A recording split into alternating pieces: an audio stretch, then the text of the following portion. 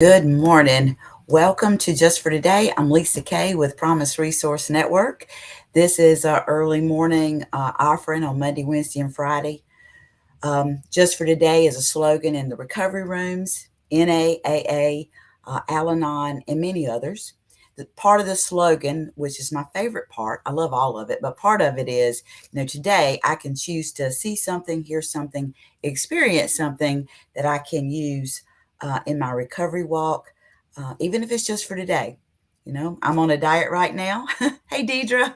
And I am staying away from sugar and carbs. And so I can't imagine for a lifetime not having a piece of cake or whatever. But for today, each day, that's what I choose to do and to feel better and better. So hopefully you'll hear something today from me or in the chats, as we got some beautiful recovery champions on this morning that we see all the time on here that I appreciate very much. Miss Deidre, Miss Roberta, Miss Darlene. Um, all the time putting great stuff in these chats. Um, and have been champions for a long time. So good morning. And Miss Kim Porter is on. Thank you, Miss Kim. Happy hump day, Kim says. And Miss Stephanie is on, saying good morning and happy Wednesday to everybody. Everybody's cheerful this morning. It is hump day. It is hump day. Guys, I claim this week being Love Week because Monday was Valentine's Day. So I hope that if your expectations were whatever, that they were met. I hope that if you needed candy and flowers and presents, that your significant person wrapped you around that. If you're a person that just wanted to be left alone, I hope that's what you got too. But I claim this Love Week. Everybody's still thinking about love because of Monday, talking about it. So I thought, why not?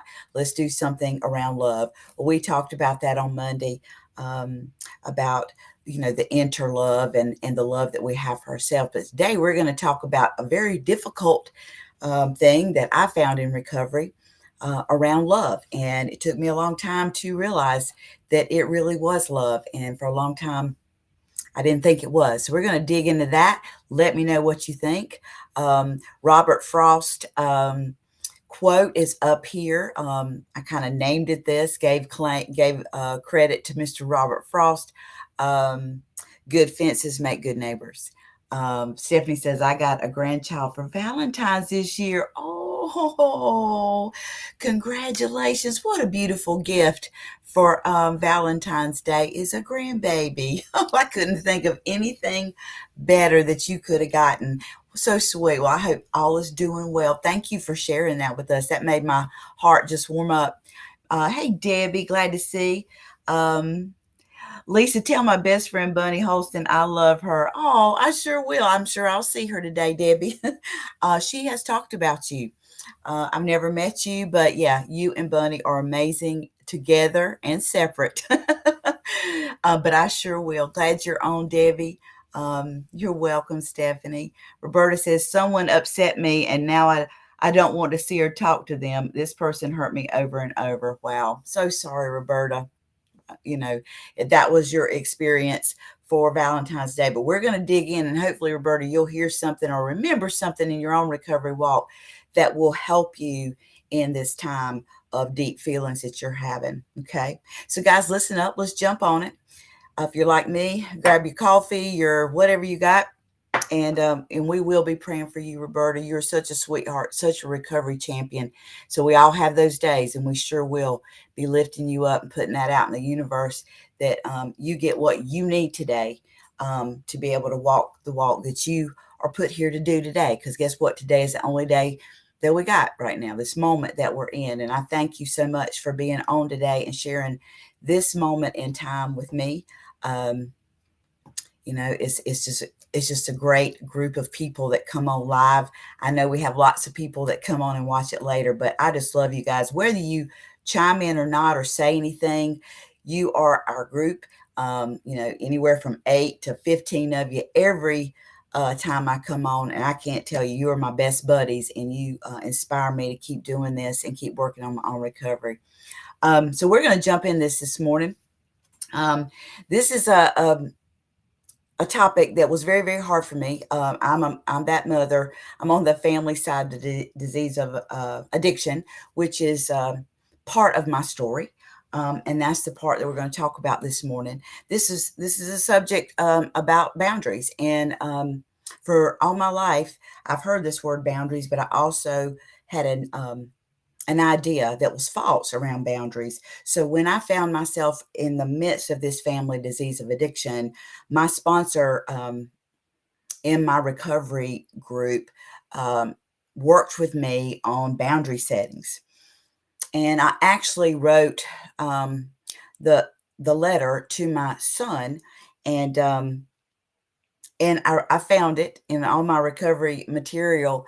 I found it a couple of months ago, and I was pretty sad about it, because the reason I was sad, I've got it right here, is on October the 5th, 2018, I wrote this to my son. And I took what my sponsor had given me about steps to healthy boundaries, and I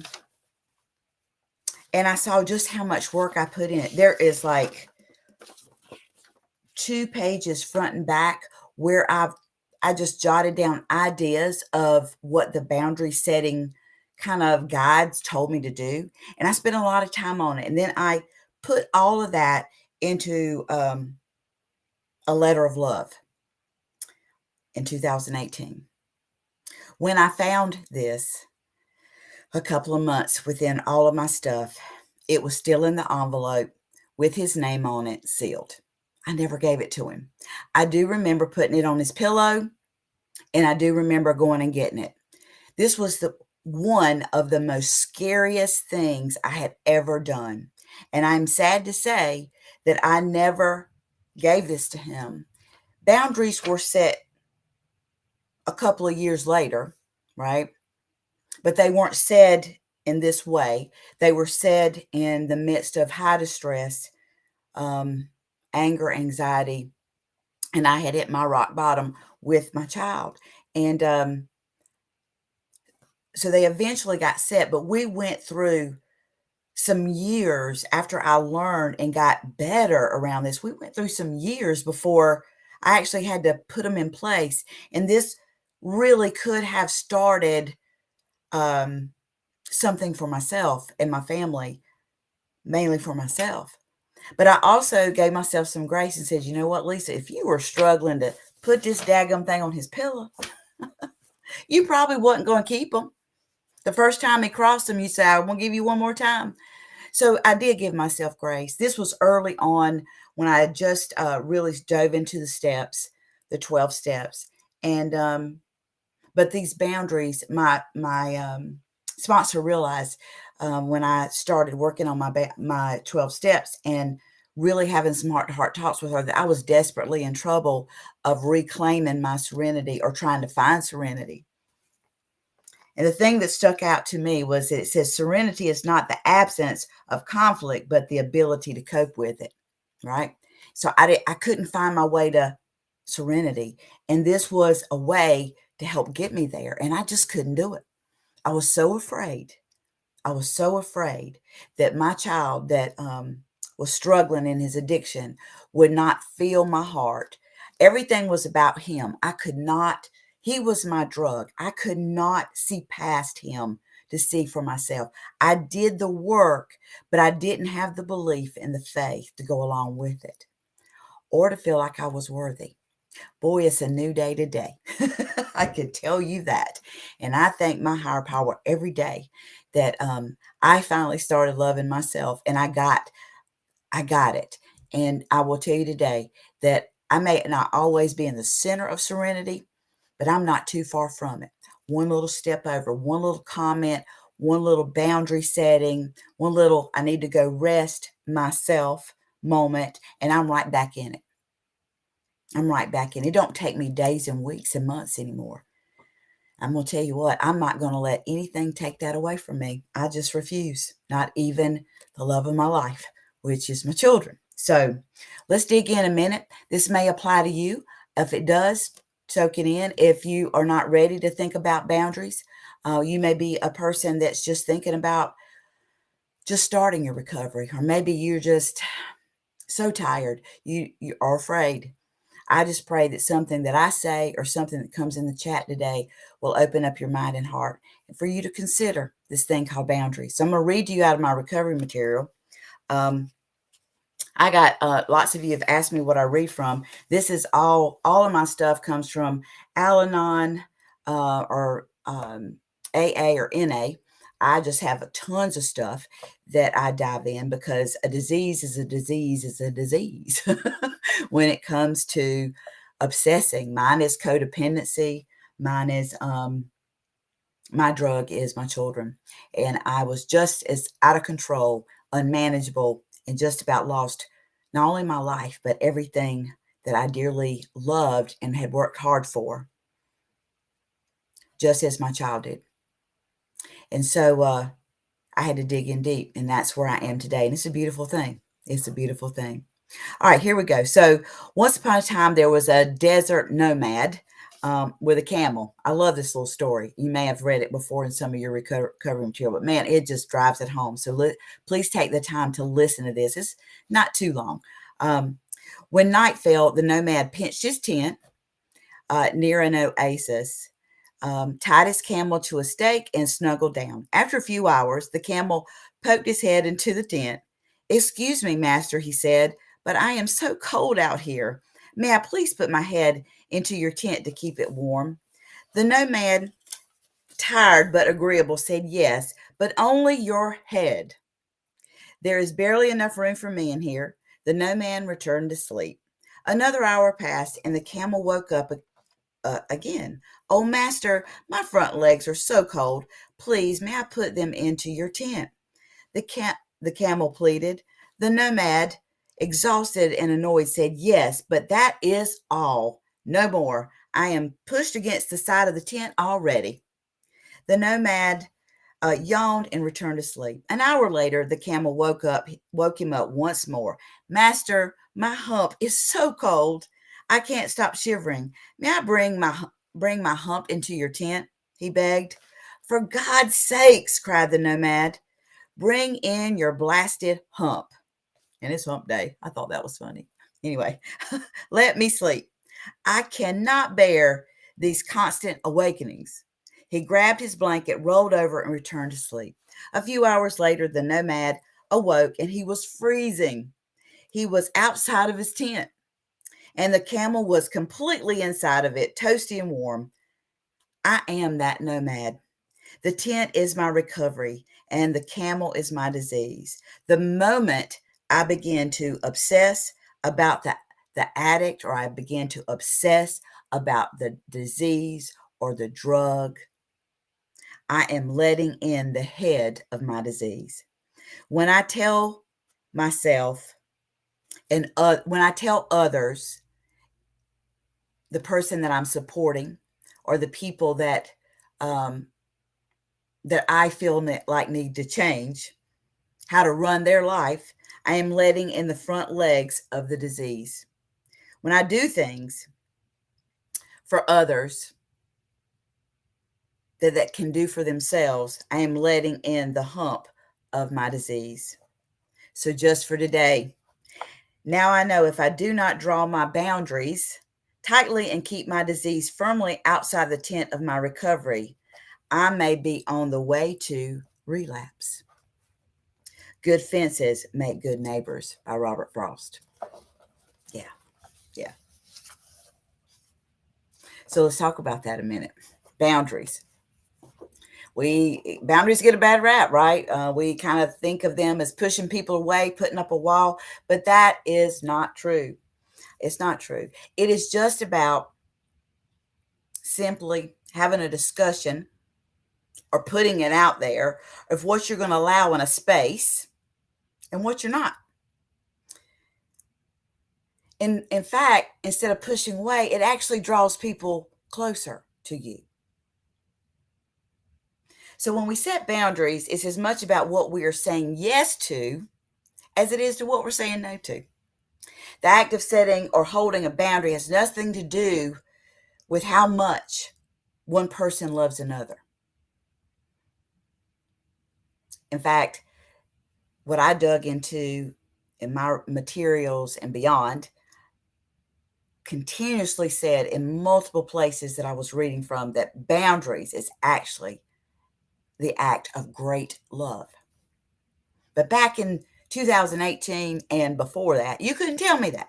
You couldn't tell me that. And even when I started to understand it, it was, and I could write it all day long. It took me a while. But the act of actually implementing the boundaries was something that I was so weak in, so afraid of, that I couldn't do it. I couldn't do it. So I've set boundaries now, but I've also, as I showed you, I've experienced not being able to set boundaries. So when we think about folks who are not well, whether it's through mental health, addiction, or a combination of, we can see that people lose their homes, people can't feed themselves, people will choose to get rid of some of life's necessities, right, to chase that thing, whether it's a person, like I did, or a drug.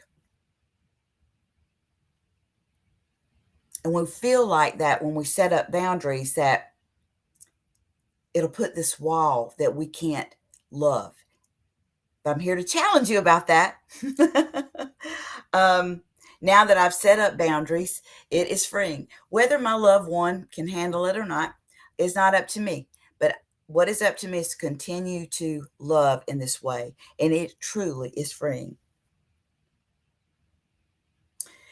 The best way to handle boundaries or to consider them is with an open heart, right? With an open heart. So here's some ideas about what's not a boundary, right? And you may have said this. This was very familiar with me back in my early stages of recovery with my child. Something like, but we love each other, right? So I guess I need to learn to be okay with, right? And I can insert a lot of stuff there. Or I'm not getting what I want, so I'm out of here. That's not a boundary. It's not a boundary. It's pretty much a threat, right?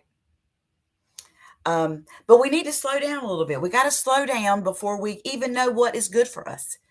So we are so busy doing everything that we're doing that a lot of us will not sit down long enough and really think, whether it's at work, boundaries at work, at home, whoever it's with, around whatever it's around, we don't sit down long enough to go, okay, what is it that I really need? I'm feeling resentment. I'm feeling anger. I'm about ready to lash out. I'm about ready to pack up my bags and get the hell out of here. All of those things go running through our minds. But have we loved ourselves enough to sit down and just kind of think, well, what would make me happy in this relationship? What is it that, what need of mine is not getting met? All right. What is keeping me out of serenity? What do I need? Right. So slow down a minute. Take the time to kind of consider. If you're going to moan and groan and cry and tell your girlfriends about it, no, I'm just being real, guys. If you're going to gossip about it or complain about it to the whole world, put it on Facebook even. Really? Come on now. Sit with yourself. In recovery, we know better. I've been there. I know. We know better. That doesn't solve anything. It doesn't even really make you feel better. It actually makes me feel worse. It's a total waste of time, in my opinion. So the time that we spend yelling and screaming about it, trying to pull people on our side that can't really do anything about your issue with what's ever going on, take that time and sit with you. Get out of other people's stuff and get in your stuff and really start figuring out, what is it that I need? Because guess what? The reality is it's your responsibility. It's not theirs. It's yours, right? It's theirs. All right. So if you're new to saying no or setting boundaries, sometimes a good first step is to assume no first. By saying no or not right now, or I need to think about that and get back to you, You slow the interaction down enough to be able to tell whether you truly want to say yes or you truly want to say no. We're in this instant gratification, guys, and we have trained ourselves. If we have to sit in the McDonald's line for more than 2 minutes, we about to just go nuts. It's all kind of people are angry. Ma'am, it'll be 30 seconds on the fries. What? Are you kidding me? Right?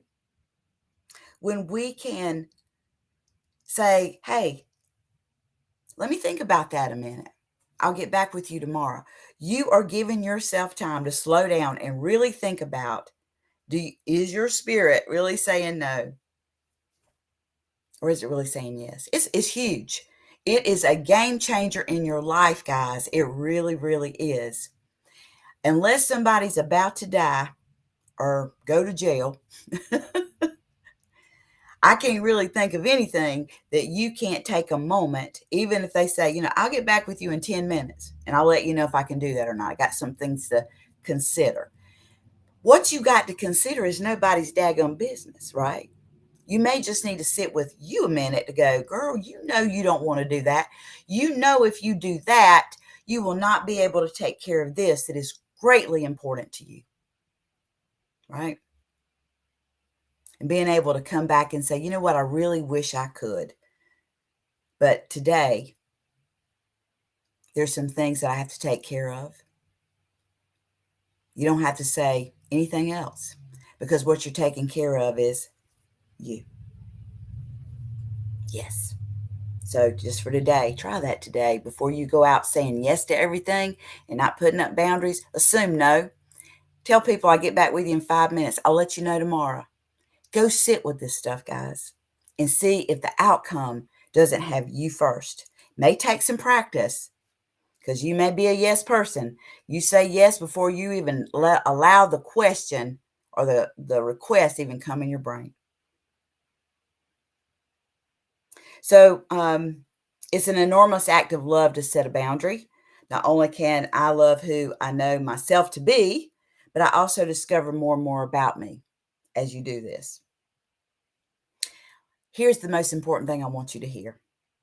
If I am willing to set a boundary with you, I believe you can receive it, and I trust you enough to speak it in the first place. If I don't want to be close to someone, I just distance myself. So if I'm setting up a boundary, it's because I want you in my life. I want you to be a part of whatever I'm doing. If I just distance myself and I go the opposite way when I see you, or I choose not to answer my phone or whatever, that means I don't care enough about our relationship. Do we have some of those in our life? Yeah. You're not going to be close to everybody that comes into your circle. Good Lord, no. Not, at least not for me. Setting boundaries requires that I step in closer. So it's actually a beautiful act of love, guys. It really is. It's not a wall. It's not a wall. I challenge you guys to dig in deep with this boundary stuff because I'm just scratching the surface this morning. That's the purpose of Just for Today, for you to hear something that you could practice today, but also inspires you to dig deeper. Boundaries is huge in recovery. Like that is like a foundation kind of deal, guys. So most of us when in wellness, we didn't have any boundaries. We didn't expect anybody else to have boundaries. We thought it was a negative thing, right? So my challenge is today, guys, take something that you heard today and in your own recovery journeys, dig in deep. If I am setting a boundary with someone, it means I'm engaging in the relationship. Think about that. It's love. I'm also not withholding a part of myself for the person that I care about. So if I'm not telling my need within this boundary, I'm withholding something from them, right?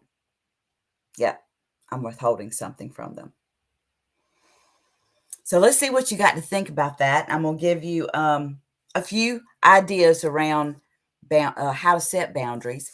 Believe me, it was very hard for me. I will never get rid of all this work that I did.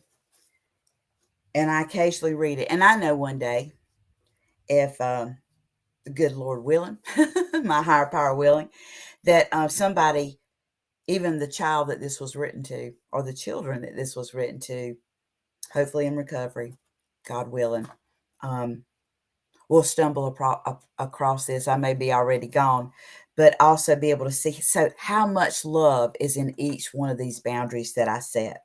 I followed the guide to a T, the recipe to a T, and there was nothing in this boundary letter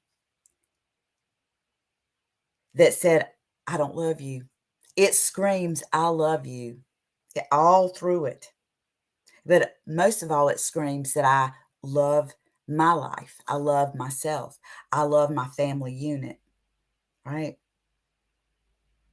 I was very specific, but I said it with an open heart in a loving way. And I'm going to keep this, and I'm going to keep it within my stuff, and I'm going to read it occasionally because it inspires me. It shows me how hard I was struggling with the understanding, but I also now can see how far I've come. I've still got a long way to go, guys. But I'll get there. I'll get there. Let's see what you got to say. I'm gonna give you a few steps that you may can consider just for today, and then I gotta get to Charlotte.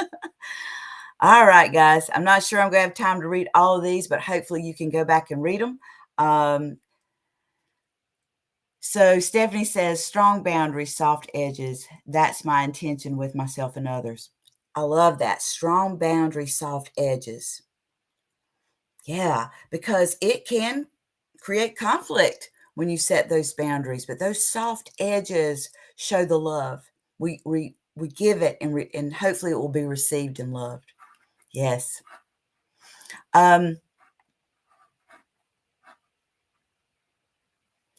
So Debbie says, that is so me, Lisa. I just jump and say yes and take on the world. I struggle with my boundaries.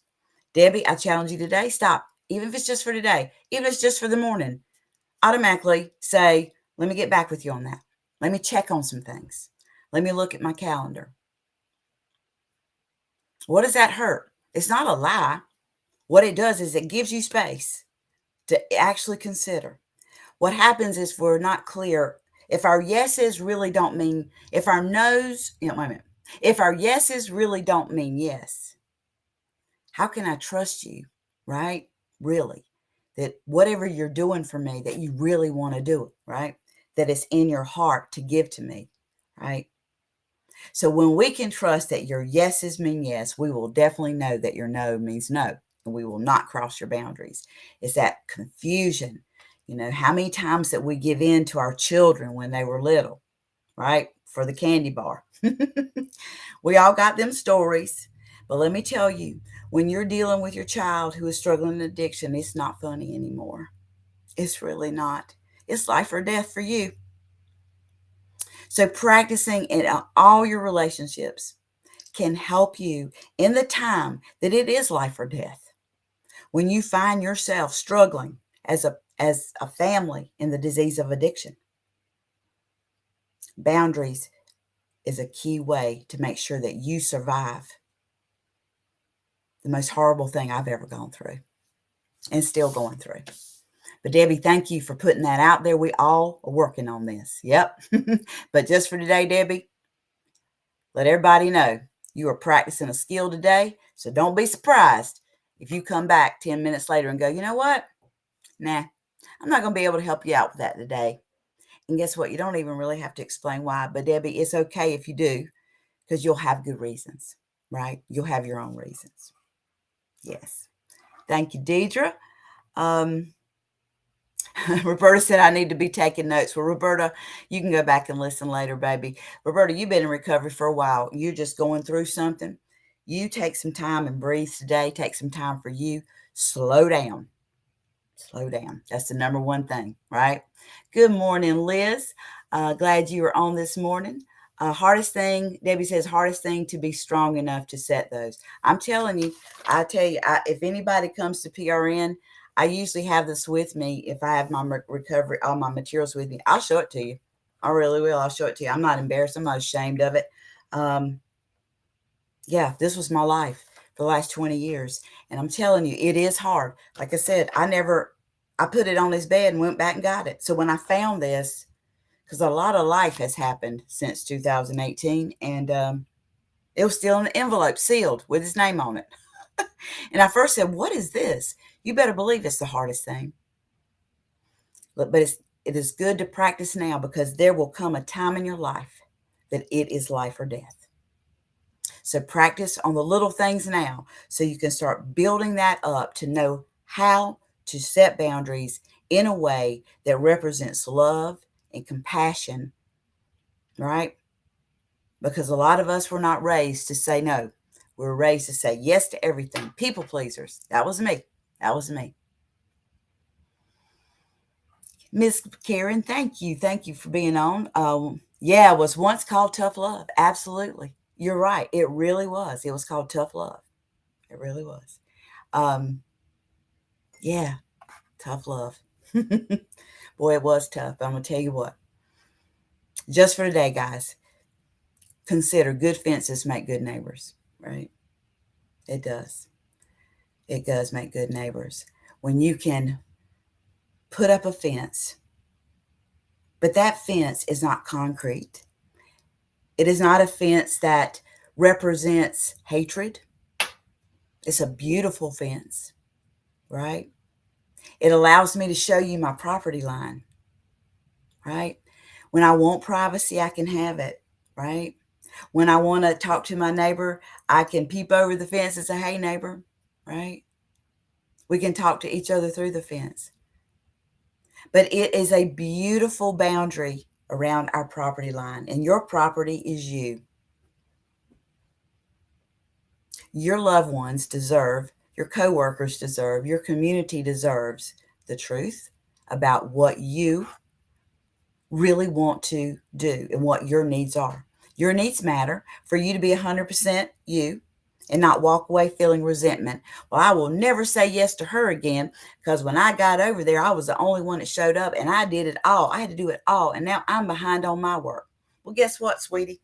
Got nobody to blame but you. Can't blame her. All she did was ask you. You're the one that took it and ran with it. You know, it's your responsibility to know what's in your life. It ain't her responsibility to know what's in your life. It's yours. We can't blame anybody for grabbing us by the nose and pulling us into something we ain't got time for or ain't got no business in. You have to take full responsibility for that one, right? So practice today, guys, before life gets unmanageable. All of us have a time in our life that life does get unmanageable. It may not be around addiction. It may be around other things, right? It may just be in relationship struggles. But it's time now to start practicing. If you can't find yourself practicing boundaries in really little things, right? Little things that, probably aren't going to upset anybody if you have to say no. How in the hell do you think that you're going to do it when it's life or death? It takes practice. Believe me, it takes practice. Those of us who've been there know. Some people think, "Oh, Lisa, you are strong." Let me tell you, 2018, you wouldn't recognize me.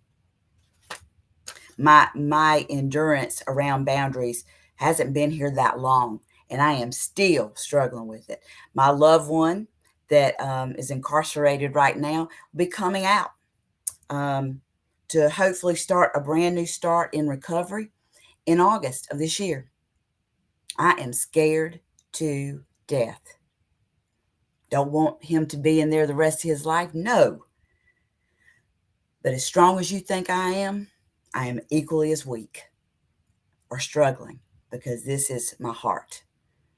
I have loved this individual for almost 38 years. That's a long time, and he is my heart and soul.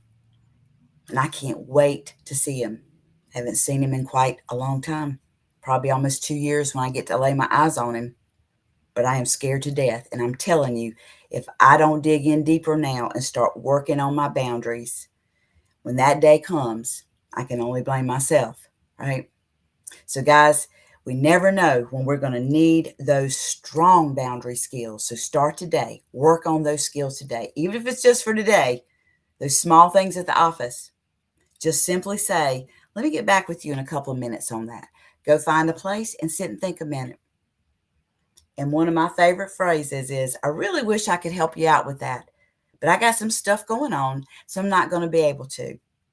Maybe so and so down the hall can help you, right?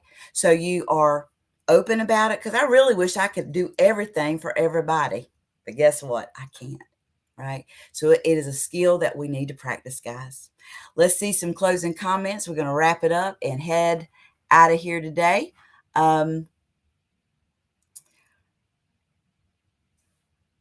Roberta said, I just can't get it. I used to say I'm proud to be a people pleaser. Now I know it's a sign of my illness, and codependency is the symptom. Yep.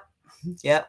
We all are working on that, Roberta. You are not alone on that, girlfriend. I think we will, those of us who really struggle in that codependency, that's part of our disease, or is our disease. It's just like any other disease.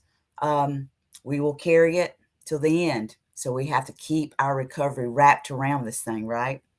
Alicia, hi. When someone you love ignores boundaries repeatedly, roll right over them.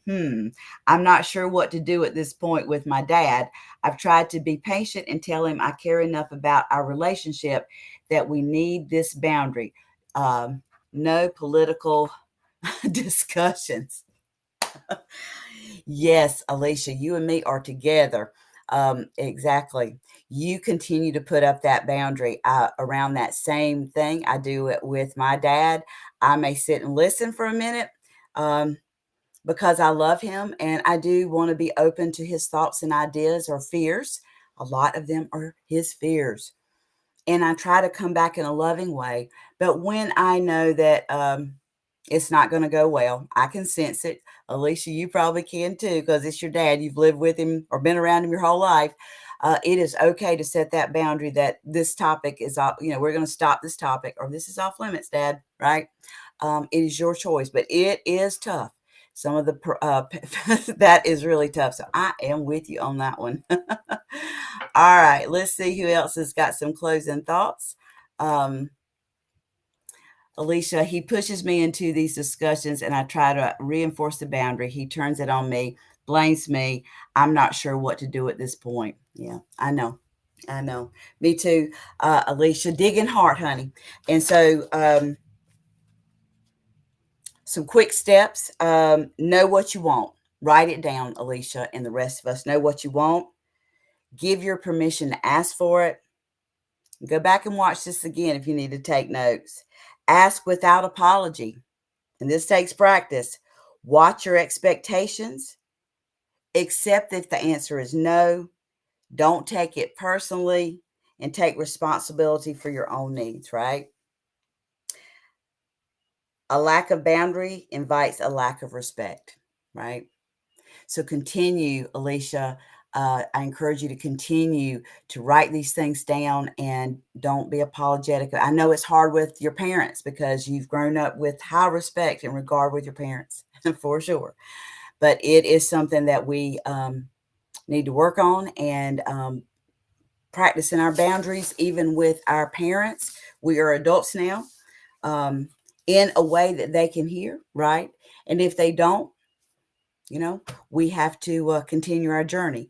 But when it comes to politics, I don't get in that discussion with my father, and I'm not ashamed to talk about that, because we don't see eye to eye on a lot of things. Some of the things we do, some of the things that he worries about, it has not been put in my spirit to worry about it.